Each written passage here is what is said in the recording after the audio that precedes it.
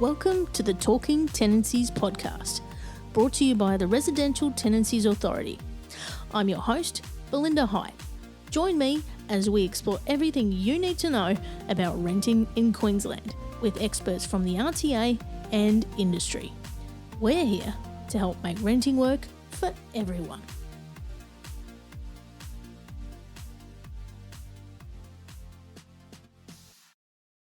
Further changes to Queensland's tenancy laws commenced on 30 September 2024.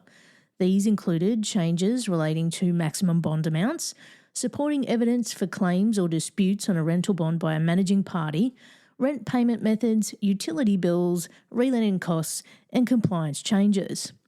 Today's expert from the RTA to step us through the changes relating to maximum bond amounts is Jessie Andrell. Welcome, Jessie. Thanks, Belinda. Now, you're back with us again by popular demand. Can you tell us about your role at the RTA and what you're responsible for? Yeah, absolutely. Thanks so much for having me back. So my role currently is that I am a Senior Quality and Training Officer in the Learning and Organisational Development team. But prior to that, I was the Senior Quality and Training Officer as part of the HLA implementation team. So tell us, what's changing in relation to maximum bond amounts? Yeah, so the maximum amount for a bond for a general tenancy or rooming accommodation agreement is now the equivalent of 4 weeks' rent, regardless of the weekly rent amount for the property or room. Previously, there was no limit if the weekly rent was more than $700 for a general tenancy and $500 for a rooming agreement. The maximum bond that can be taken for removable dwelling will still remain as it is now, and that is the equivalent of 2 weeks' rent, or if electricity is supplied in the lessor's name and is individually metered, then the equivalent of 3 weeks' rent. That seems like a simple change. What happens if a managing party took a bond prior to the legislation change though? Are they required to now refund the amount that is now more than the allowed amount? We've had a few people ask that exact question, so I'm really glad you asked. There is no requirement under the legislation for the managing party to submit a bond refund request for the excess bond amount. However, if there is a renewal of an existing tenancy agreement on or after the 30th September 2024, then a bond contributor can request for the RTA to refund the excess amount. Ah, that's good to know. Now, I noticed that you mentioned it's only when an agreement renews that a bond contributor can request a refund of excess bond. What happens if there is no renewal from 30 September this year until the tenancy ends?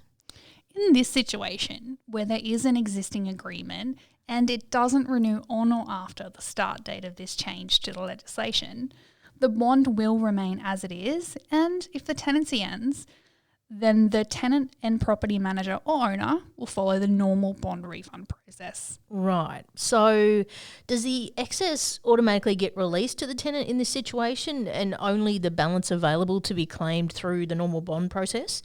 Or is it that the full amount would be available for claiming by either the tenant or managing party? Yeah, so in this instance, so the bond refund, the full amount that the RTA is holding, including the excess amount above 4 times the weekly rent, would be available to be claimed by either the tenant or managing party. This is also the case if there is a renewal of an agreement from 30 September 2024 and the bond contributor has not asked for the excess bond to be refunded before the tenancy ends. Okay, what steps should a tenant take if they would like a refund of the amount that's more than the new maximum?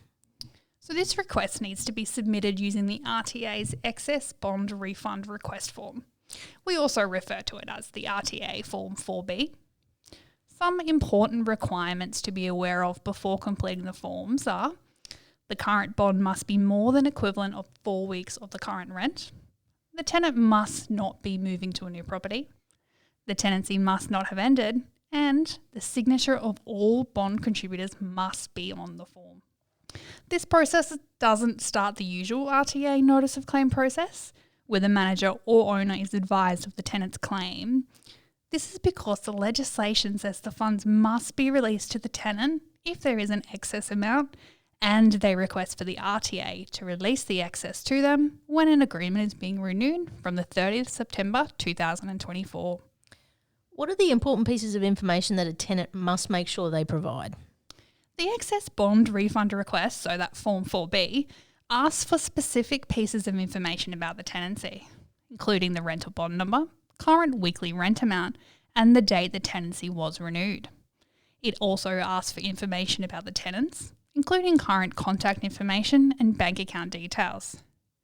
Providing accurate bank account information is really important to ensure the refund process goes smoothly. Actually, while we're on the topic, it is always important to keep your contact details up to date with the RTA, whether you are a tenant or a managing party, so you don't miss important notifications. Yes, it's very important to make sure your details are always up to date with the RTA. What happens after the excess bond refund request is received? Will the managing party receive a notification? Well, as I mentioned earlier, the excess bond refund process doesn't start the usual notice of claim process. So no, there won't be a notification sent when the bond refund is received and is in the process of being refunded. However, once the process is complete and the excess has been refunded, then a notification will be sent to all parties, notifying them of the new bond amount that the RTA is now holding. Cool. So what steps could a managing party take to ensure a smooth transition? One important step is to ensure that the RTA is always informed when the rent amount for the property changes.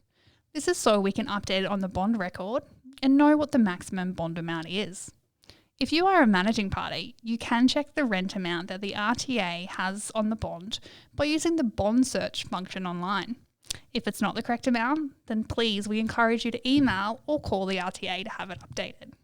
Also, if a managing party would like to be proactive and have greater control of the process, then they may like to consider releasing any excess bond during the tenancy through the normal partial bond refund process.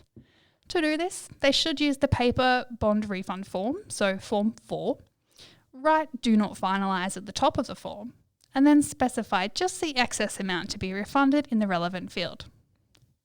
Of course, they must also make sure they sign the form before posting it in the mail. The RTA will then process the form and release only the excess amount. This process will provide the managing party with greater visibility over what is happening with the bond. Those sound like some really good tips, Jess. Before we finish up today, can you tell us what happens if a person provides false and misleading information on an excess bond refund request form? It is an offence to provide false or misleading information to the RTA, including information provided on any of our forms. This applies to all customers, so that includes managing parties and tenants. Therefore, we do encourage everybody to read the information, instructions and disclaimers on our forms carefully and thoroughly, and ensure they comply before submitting the excess bond refund form or any form to the RTA. And just to reiterate and remind our listeners, a tenancy must have been renewed on or after 30th of September 2024 for a bond contributor to be able to request a refund of any excess bond amounts. Good to know. Now, if our audience would like further information or resources, where can they find it?